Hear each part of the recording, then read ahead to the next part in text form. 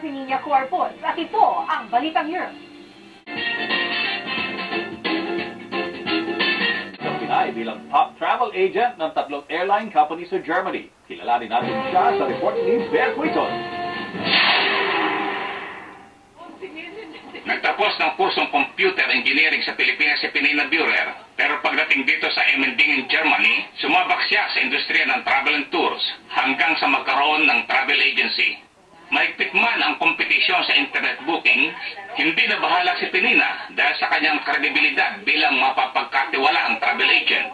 Mas secured sila na dito through agency dahil kung may problema mang darating sa kanilang flight, mayroon silang malapitan or matawagan agad na kilala nila. Kasi siya ay mabait at naintindihan kami kung magkano lang ang at baka makamura kami sa ticket niya.